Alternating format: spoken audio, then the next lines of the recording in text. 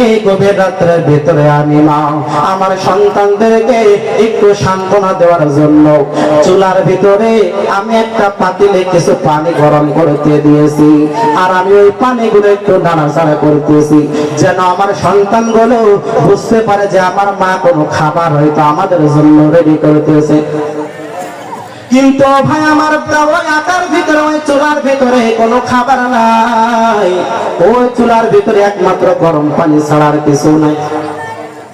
ও ভাই আমার ভিতর আমার বাসার ভিতরে কোনো খাবার নাই, আমার সন্তানগুলো কান্নাকাটি করে, আমার সন্তানদের চোখের পানি আমি মা সহ্য করতে পারে না। ও আল্লাহর বান্দা, এই অর্ধ জাহানের খলিফা হযরতে ওমর সে এখনো পর্যন্ত কোনোদিন আমাদের কোনো খোঁজ খবর নেওয়ার জন্য আসে নাই। তাকে আমি আল্লাহর আদালতে পরিপূর্ণ আসামির কাঠগড়ায় দাঁড় করায় দেব, পরিপূর্ণ দাঁড় করায় দেব। খলিফাতুল মুসলিমিন হযরত ওমর রাদিয়াল্লাহু আনহু দৌড়ায় দৌড়ায় চলে গেল বাইতুল মালের কিনারায়। বাইতুল মালের কিনারায় যাওয়ার পর খলিফাতুল মুসলিমিন হযরত ওমর রাদিয়াল্লাহু আনহু আটার বস্তাটা নিজের মাথায় পরিপূর্ণ তুলে রওনা করেছেন। পিছন থেকে খাদেমগণ ডাকতে পারে, খলিফাতুল মুসলিমিন আপনি নিজে কেন আটার বস্তা মাথায় তুললেন? আপনি নিজে কেন আটার বস্তা তুলে আপনি কেন রওনা করতেছেন? আমরা তো আছি। ওমর রাদিয়াল্লাহু আনহু ডাক দিয়ে বলেন, ও আমার ভাই, আমি ওমরকে যদি কিয়ামতের মাঠে আল্লাহর সামনে যদি আসামির কাঠগড়ায় দাঁড় করাই, আমি ওমর যদি ওই দিন দোষী সাব্যস্ত হয়ে যায়, সেই দিন তোমাদের মতো মানুষকেও তো আমি ওমরের জন্য একটু মায়া কান্না করবে না, আমি ওমরের জন্য একটু বিন্দু পরিমাণে দয়াও দেখাবে না। আল্লাহর বান্দা ওমর রাদিয়াল্লাহু আনহু তার খাদেমদেরকে লইয়া রওনা করেছেন, ওই আল্লাহর বান্দির বাসার ভিতরে রওনা করেছেন। খলিফাতুল মুসলিমিন জানাই দিল, খাদেমদেরকে বলল তোমরা অল্প কিছু গোশতের টুকরা আনো, এক আল্লাহর বান্দির বাসার ভিতরে পরিপূর্ণ যাওয়া লাগবে। এরপরে ওমর ওই বাসায় গিয়ে পরিপূর্ণ সালাম জানাই দিল। সালাম জানাই দেওয়ার পর ওমর রাদিয়াল্লাহু আনহু নিজের হাতে আটার খামে গুলো তৈরি করিয়া নিজের হাতে রুটি গুলো বানায়া গোশত এবং রুটি গুলো ছোট্ট ছোট্ট বাচ্চাদেরকে খাওয়াইলো এবং ওই মাকে পরিপূর্ণ খাওয়াই দিল। হযরত ওমর রাদিয়াল্লাহু আনহু চোখের পানি ছেড়ে কান্নাকাটি করে, আল্লাহ রাব্বুল আলামিন আমাকে অর্ধ জাহানের খলিফা বানাইছেন, আমি আমার দায়িত্ব সুন্দরভাবে পালন করতে পারি না, এর কারণে আল্লাহর দরবারে যদি আমার দাঁড়ানো লাগে, ওই দিন তো আমি ওমরের কোনো পথ থাকবে না, আমি ওমর ওই দিন আসামির কাঠগড়ায় দাঁড়াইলে আমার কি উপায় হইবে? ওমর রাদিয়াল্লাহু আনহু ওই আল্লাহর বান্দিকে ডাক দিয়ে বলে, ওমর আটার বস্তা দিয়ে গেলাম, যা কিছু প্রয়োজন দিয়ে গেলাম, আমার আটা শেষ হওয়ার আগে আমি তোমার বাসায় আমি হাজির হয়ে যাইব, খবরগিরি করবো, তদারকি নেব। এরপরে ওমর রাদিয়াল্লাহু আনহু গভীর রজনীতে মসজিদে নববীর ভিতরে চলে গেলেন। মসজিদে নববীর ভিতরে যাওয়ার পর ফজরের নামাজের ইমামতে ওমর রাদিয়াল্লাহু আনহু করার পর সালাম ফিরানোর পর সমস্ত সাহাবীদেরকে জানায় দেন, ও আমার সাহাবী ভাই, আমার নবীজির যারা সাহাবী আছো আমার ভাইরা, তোমরা সকলেই নামাজের পরে বসে যাও, কেউ বাসার ভিতরে যাইবে না। আজকে একটা অপরাধীর বিচার করা হইবে, আজকে একজনের বিচার করা হইবে। ওমর রাদিয়াল্লাহু আনহু সমস্ত সাহাবীদেরকে বসানোর পর ওমর রাদিয়াল্লাহু আনহু বলল, ও এক আল্লাহর বান্দি বাসার ভিতরে আছে জায়গায়, তার গিয়ে একটু আমিন ওমরের দরবারে একটু ডেকে নিয়ে আসো। সাহাবীরা ওই আল্লাহর বান্দিকে ডেকে আনলো। ডেকে আনার পর ওমর রাদিয়াল্লাহু আনহু মাথা থেকে পাগড়িটা পরিপূর্ণ খুলিয়া ওই আল্লাহর বান্দির হাতে ধরাই দিল আর জানাই দিল, আল্লাহর বান্দি তুমি আমার গলায় পাগড়ির রশিটা বাদিয়া বাদিয়া, যতদূর তোমার মন চাই তুমি আমাকে টানতে টানতে টানতে টানতে নিয়ে যাও, আমি ওমরের কোনো আফসোস হইবে না। যতদূর মন চাই আমি ওমরকে টানতে টানতে, তুমি মক্কার ভিতরে আমি অপরাধী বলে তুমি আমাকে টানতে টানতে টানতে টানতে নিয়ে যাও, আমি ওমর বিন্দু পরিমাণে কোনো দুঃখ পাইব না। তারপরও আমি যদি আমার আল্লাহর আদালতের কাঠগড়ায় দাঁড়ায় যাই, আমার আল্লাহর কাঠগড়ায় ওই অপরাধীর কাতারে যদি আমি শামিল হয়ে যাই, আমার অবস্থা করুণ ভয়াবহ হইবে। ওমর রাদিয়াল্লাহু আনহু খলিফাতুল মুসলিমিন হওয়ার পরেও একটা দায়িত্ব একটু ত্রুটি বিচ্যুত হওয়ার পরে এত পরিমাণে আফসোস করেছেন, এত পরিমাণে কান্নাকাটি করেছেন। আজকে আমরা মেম্বার হওয়ার জন্য পাগল হইয়া যাই, আজকে আমরা চেয়ারম্যান হওয়ার জন্য পাগল হইয়া যায়, আজকে আমরা এমপি হওয়ার জন্য পাগল হইয়া যায়।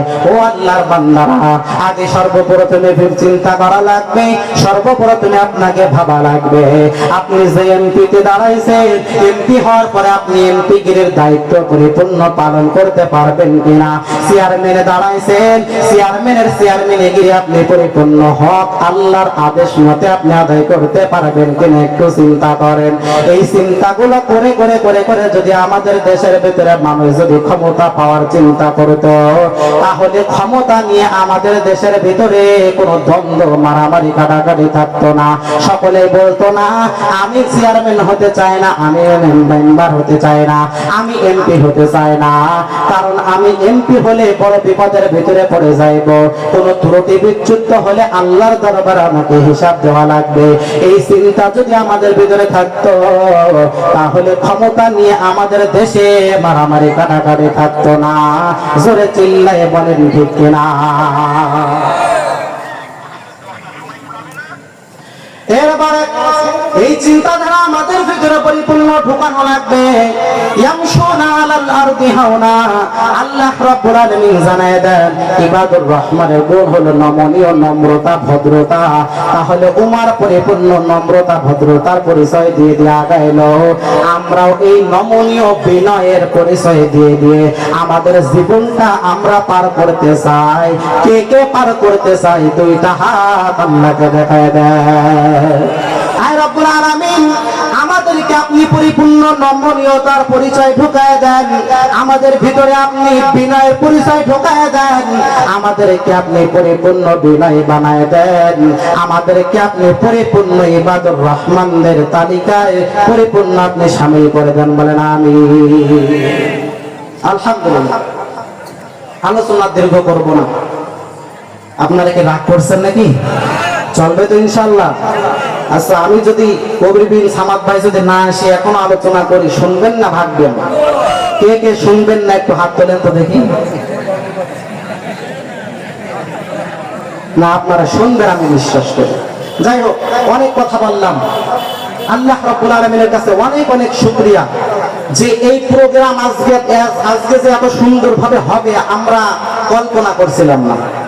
আপনারা কি কল্পনা করছিলেন যে এত সুন্দরভাবে হবে?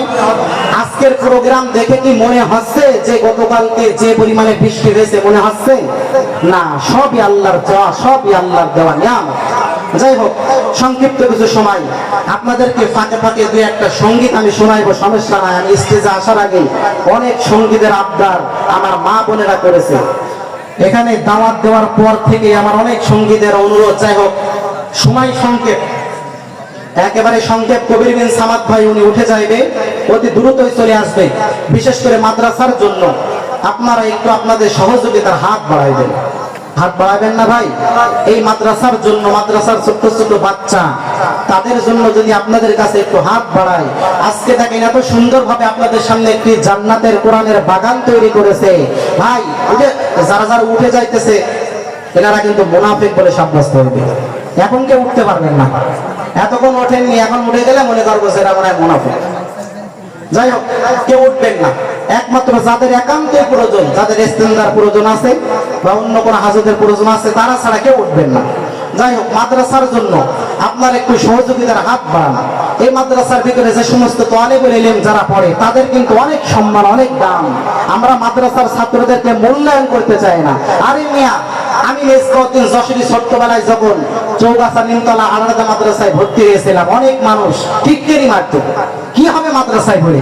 আমার গ্রামের মানুষ অনেকে আছে এখানে, আমার বাসা কিন্তু বেশি দূরে না, অনেকে আমাকে চেনে, অনেকে কিটকেরি মারতো, কি হবে মাদ্রাসায় পড়ে? খাও খাও জীবনটা ধ্বংস করবা। যারা চাকরিজীবী মাসে 30,000 টাকা 20,000 টাকা বেতন, আমি বলেছি না আমি পড়াশোনা করবো। আলেম আল্লাহ তাআলা বানাইছেন, চাকরিজীবীরা মাসে 1 মাস বেতন, 1 মাস চাকরি করে বেতন পায় 20,000 30,000, আর আমি 2 রাত মাহফিল করে পাই 30,000। সুবহানাল্লাহ বলবেন না? আল্লাহু আকবার বলবেন না? সম্মান দেওয়ার মালিক কে? ওয়াতুইজ্জু মান তাশা ওয়া তুযিল্লু মান তাশা। আল্লাহ তাআলা যদি সম্মান দেয় তাহলে অসম্মান করার ক্ষমতা কারোর নাই। এজন্য মাদ্রাসার ভিতরে যে সমস্ত তালেবুল ইলম আছে, মাদ্রাসার কাজ হইবে সামনে ইনশাআল্লাহ। এই যে আপনাদের মাদ্রাসার যিনি মুহতামিম সাহেব, অনেক ভালো মানুষ, হাফেজ মাওলানা আরিফুল ইসলাম সাহেব আপনাদের অত্যন্ত পছন্দের মানুষ, এবং তার ছোট ভাই হাফেজ শরীফুল ইসলাম, দুইজনই অনেক ভালো মানুষ, আপনাদের স্নেহের মানুষ। আপনাদের ডানার নিচে এসে তারা একটি মাদ্রাসা তৈরি করেছে, এবং আপনাদের সহযোগিতা, আপনাদের হেল্প যদি না থাকে তাহলে প্রতিষ্ঠান কখনো টিকে থাকবে না। আমি মনে করি এতদিন পর্যন্ত এই প্রতিষ্ঠান এত সুন্দর হওয়ার পিছনে কারণ হলো এই সরপিরাজপুর গ্রামবাসীর মহাব্বত, ভালোবাসা, তাদের সহযোগিতা, তাদের দোয়া, এই সব কিছু সমন্বয়ে এই পরিপূর্ণ এই প্রতিষ্ঠানটা এত সুন্দরভাবে বেড়ে উঠেছে। সবকিছুর সমন্বয়ে এটা হওয়া সম্ভব হয়েছে, তা নাহলে সম্ভব হতো না। যারা এই মাদ্রাসাতে পড়াশোনা করতেছে তাদের সম্পর্কে আল্লাহর নবী হাদিসের ভিতরে বলতেছেন, ইকালু লি সাহিবিল কুরআনি ইকরা ওয়ারতাকি ওয়ারাতিল কামা কুনতা তুরাতিলু ফিদ দুনিয়া ফা ইন্না মানজিলাকা ইনদা আখিরি আয়াতিন তাকরাউহা। আল্লাহর নবী বলতেছেন, কিয়ামতের ময়দানে কোরআনের হাফেজ যে হইবে তাকে ডেকে বলা হবে, ও হাফেজ সাহেব, দুনিয়ার ভিতরে যেমন সূরা ফাতিহা থেকে তেলাওয়াত করতে, আজকেও তেলাওয়াত করতে থাকো।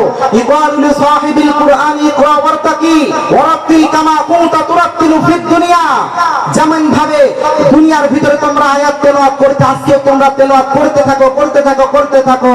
প্রতিটা আয়াত তেলাওয়াত করার কারণে, প্রতিটা আয়াতের বিনিময়ে আল্লাহ তাআলা জান্নাতের ভিতরে এক এক তলা এরকম ভাবে আল্লাহ তাআলা জান্নাতের ভিতরে বিল্ডিং বানায় দিবেন। সুবহানাল্লাহ। হাফেজ সাহেব কথা থাকবে, ফা ইন্না মানজিলাকা ইনদা আখিরি আয়াতিন তাকরাউহা। একেবারে কোরআনের শেষ আয়াতটা কি আপনারা বলতে পারবেন? কোরআনের শেষ আয়াত কি? আলহামদুলিল্লাহি রাব্বিল আলামিন, মিনাল জিন্নাতি ওয়ান নাস, সূরা নাসের একেবারে শেষ আয়াত। এই আয়াত তেলাওয়াত করার বিনিময়ে একেবারে সর্বস্তরের যেই মাকাম, যেই বিল্ডিং, ওইটাই হবে হাফেজ সাহেবের জায়গা। তাহলে কোরআনের হাফেজদের দাম আছে না নাই? তালেবুল ইলমদের অনেক সম্মান। যাই হোক, মাদ্রাসার জন্য আপনারা আপনাদের দুহাত একটু প্রসার করে দিবেন। ভাই, দুনিয়ার ভিতরে সম্পদ যা কামাইছেন সব সম্পদ দেখেন থেকে যাইবে, একটা সম্পদ আপনার সাথে যাইবে না। সব সম্পদ দুনিয়াতে রেখেই চলে যাওয়া লাগবে। আপনি যদি কবরে বসে কিছু পাইতে চান তাহলে 3টা জিনিস আপনি পাইবেন। একটা হলো সদকায়ে জারিয়া, 2 নম্বরে আপনি যদি কোনো ইলম কাউকে শিক্ষা দেন তো সেই ইলম অনুযায়ী সে আমল করবে, যত মানুষের ইলম শিখবে, এটা আপনি কবরে বসে পাইতে থাকবেন। 3 নাম্বার আপনি যদি কোনো নেককার সন্তান দুনিয়াতে রেখে যান তাহলে এই সন্তান যত ইবাদত